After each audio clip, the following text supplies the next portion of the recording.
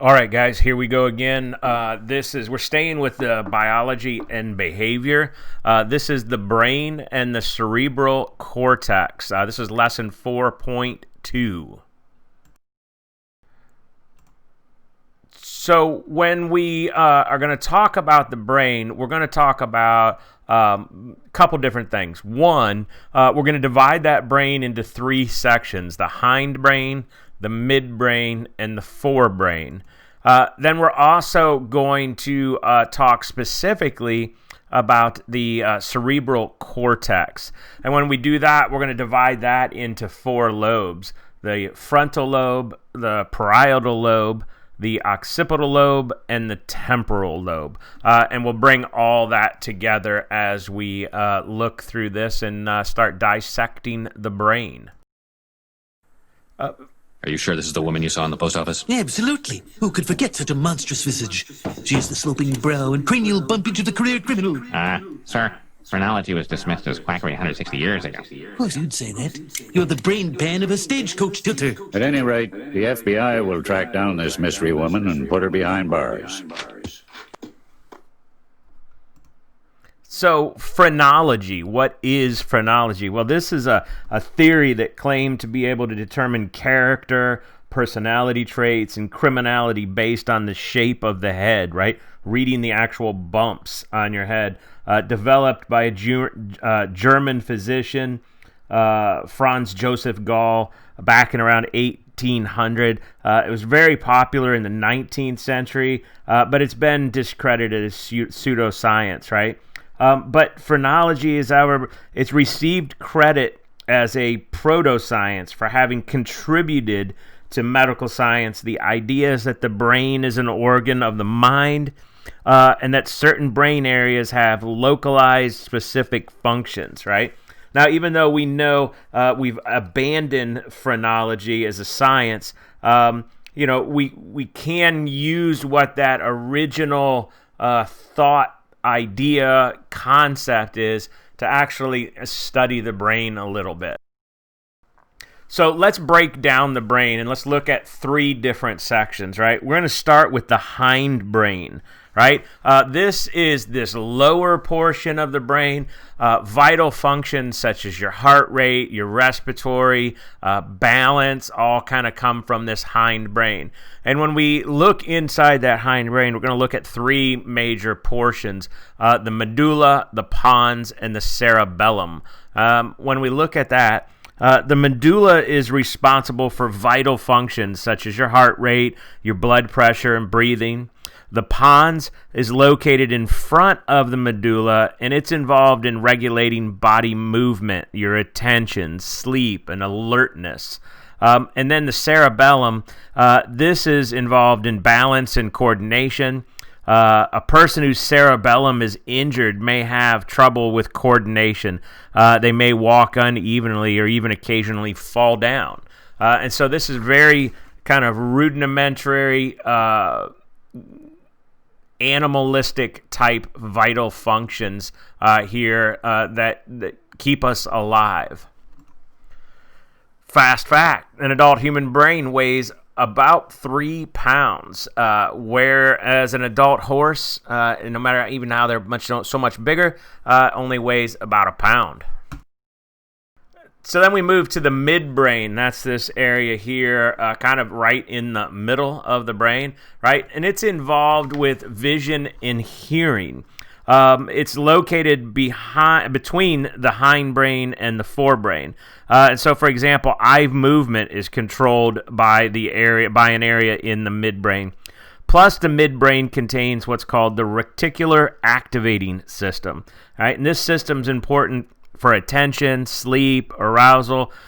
Stimulation of the reticular activating system makes us alert, or at least some of us anyway, right?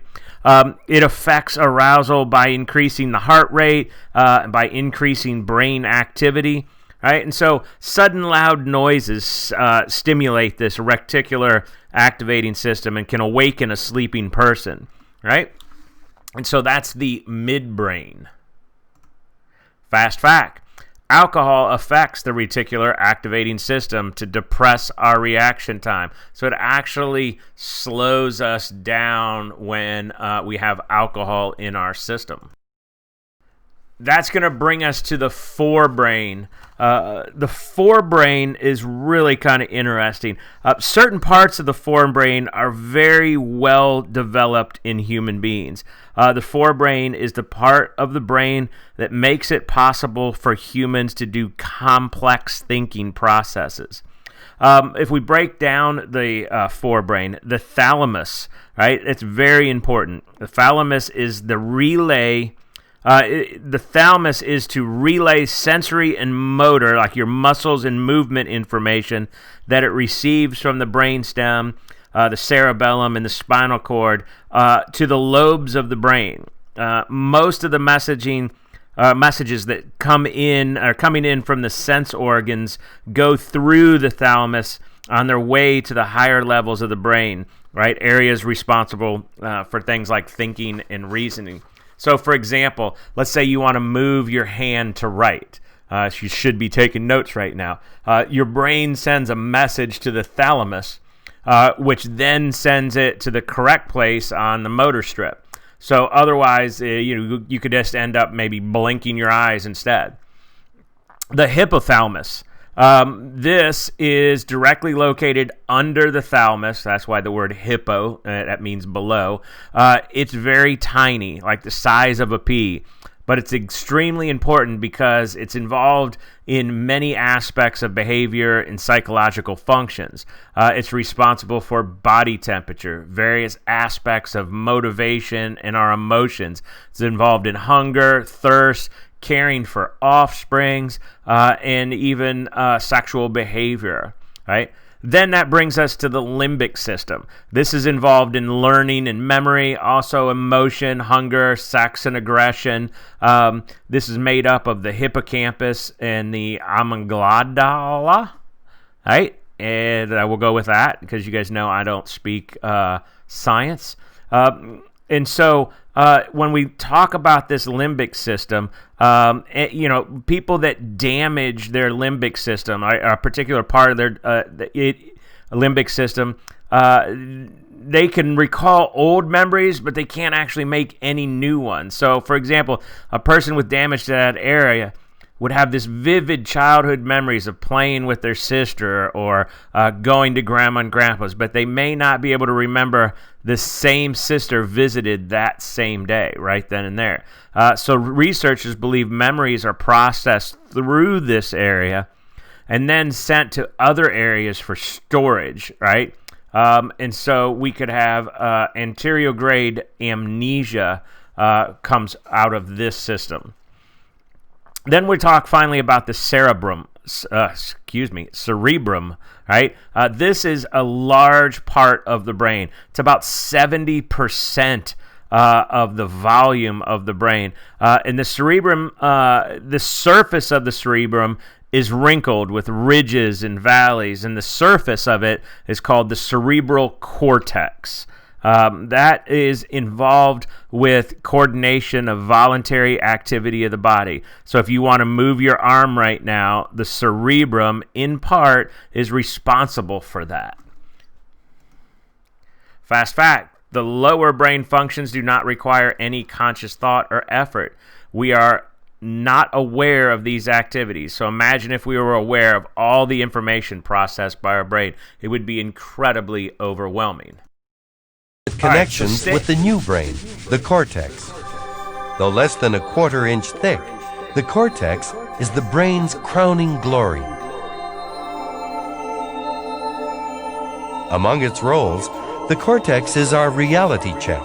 It filters and orders the outside world for us and allows us to see, touch, hear, and speak. The cortex is also the human thinking cap. All our plans, thoughts, and ideas. Okay, so the cerebral cortex, that's that wrinkled outer part of the brain. It's like the bark on a tree. This is the part of the brain that makes us human. What makes us distinctively human mostly arises from the complex functions of our cerebral cortex. It's the part that thinks. It's concerned with memory, language, emotion, perception, and much more. The wrinkles actually allow the cerebral cortex to expand without pushing out of the skull. Without these wrinkles, a flattened cerebral cortex, if you took that out and just tried to flatten it all out, it would require almost 3 times the area that it takes up currently. And that's roughly, about the size of a large pizza. And so the cerebral cortex, that thin surface layer, contains some 20 to 23 billion nerve cells and something like 300 trillion synaptic connections. And that cerebral cortex is made up of 4 different lobes. You can see we have the frontal lobe, the parietal lobe, the occipital lobe right here, and that temporal lobe. And so inside of that cerebral cortex, we have a couple different areas that we want to look at inside of that, right? So we have what's first called the motor cortex. This is an area behind the frontal lobes that controls our movement. So damage to that area would make it difficult for us to move. The sensory cortex. This receives information from our skin senses and from the movement of body parts. So you can see we have that motor cortex right here, that sensory cortex right there. And then we would also have 3 additional little areas. We would have our visual cortex, our auditory cortex right here, and our olfactory cortex. So olfactory is going to be our sense of smell, auditory, sense of hearing, and then obviously visual is our sense of seeing. This is where you see a lot of people that get a swift hit to the back, the back of the head, they black out, their vision goes out. Now tell me what this thing was with your legs last week or week before. All right, 1 second there. We're going to move to another section that's on that cerebral cortex, and that are the Broca area, and then we're going to also look at the Wernicke area. And these are called association areas. They're involved in higher mental functions, such as learning, remembering, thinking, and speaking. So if you remember, we have that motor up here, our olfactory are in here, our auditory, our sensory up here, and then we're going to look at these 2. And this is the Broca area. This is the area in which we produce language. And so there's a really interesting phenomenon. That's what that video just started. I'm going to play here in a second, called Broca aphasia. This is where a person may have some form of damage to this Broca area. And it's really super interesting to watch somebody who has this damage.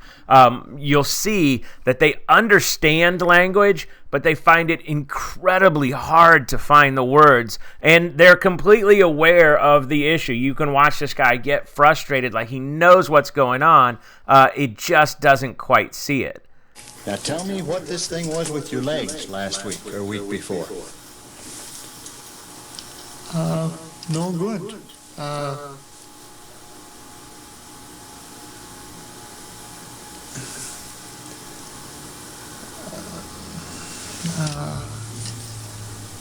Ache and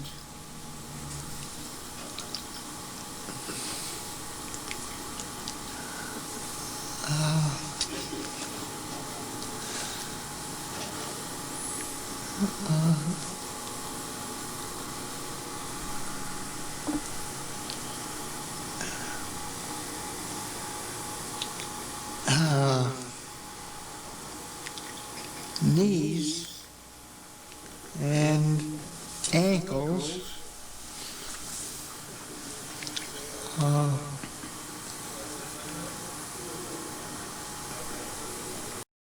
So you could see there where he had some difficulties putting words together. So there's a lot of pauses in there. The second area, association area, is the Wernicke area right here. And this is responsible for speech comprehension. It's located there in that temporal lobe. It pieces together sounds and sights. It allows us to understand speech. And so people with damage to this area may find it difficult to understand speech. What are you saying? What is somebody saying to you? And they may be able to speak, but their speech is usually meaningless. It comes out as kind of gibberish. And so when this area is damaged, it's known as Wernicke's aphasia that can result. And so let me play you this video. You can see this is damage to that area, difficult understanding speech, and then their speech is nonsense words, and they don't understand that they are not processing this. Thanks. And say baseball player. Okay. Caterpillar. Cantaloupe. Okay. All right. I'd like for you to do some things now with your mouth. First thing I'd like for you to do is stick out your tongue. Stick your tongue. Great. Show me how you would kiss. Show me how you love to kiss me. There you That's go. Good. Show me how you sip on a straw. Show how the shop is loose.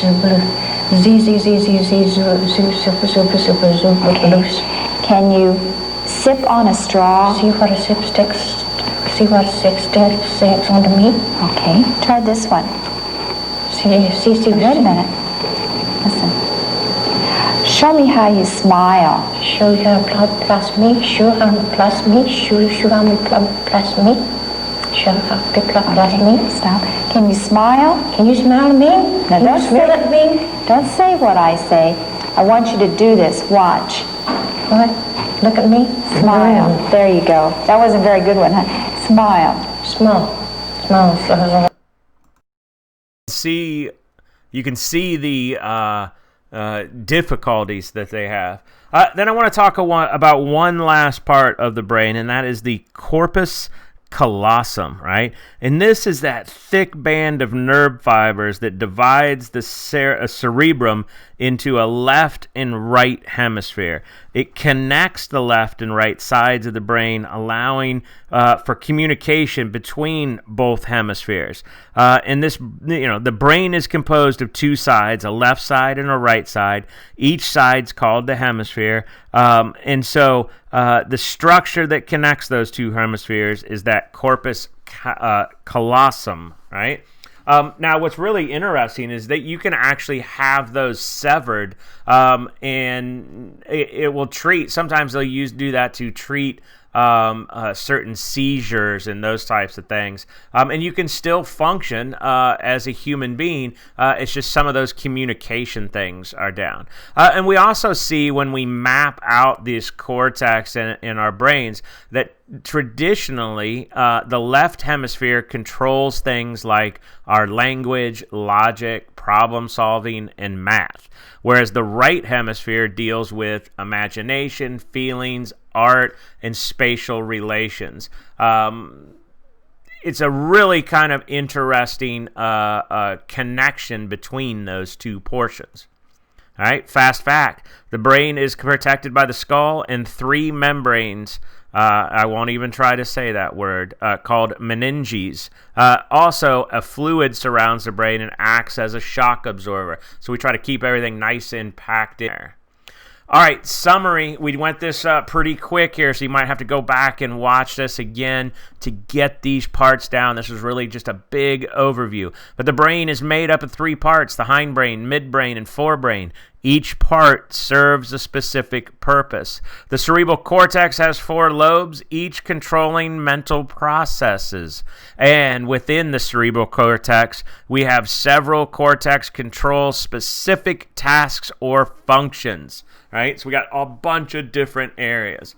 All right, I really am trying to keep these down, but because we're moving at such a big pace, this one's going to take 19 minutes and 50-some seconds. I appreciate you taking the time. Hopefully you watched this on 1.25 speed, and it all worked out. I'm out.